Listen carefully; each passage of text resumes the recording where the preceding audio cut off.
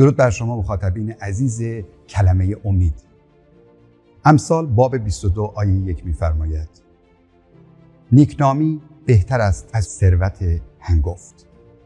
عزیزان، جای همه شما خالی. در قاهره مصر و مسجد الرفاعی هستم و بر مقبره شاهنشاه فقید ایران اعلیحضرت محمد رضا شاه پهلوی حاضر شدم و به گذشته نگاه میکنم، به 47 سال گذشته. اینکه این مرد همچنان با نیکنامی در بین ایرانی ها یاد میشه. هر چیزی که خوب است و میگن انگار مال زمان شاه بود.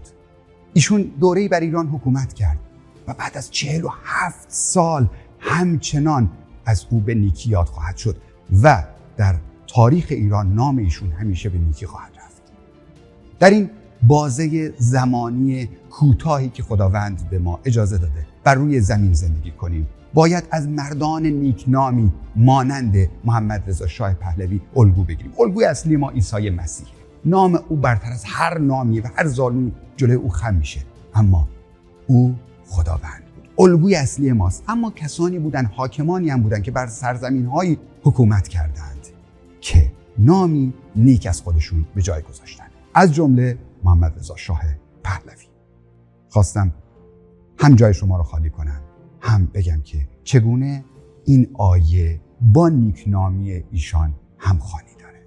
امیدوارم روزی در ایران آزاد پیکر محمد رضا شاه پهلوی رو با احترام به ایران برگردونیم. پاینده ایران جاوید.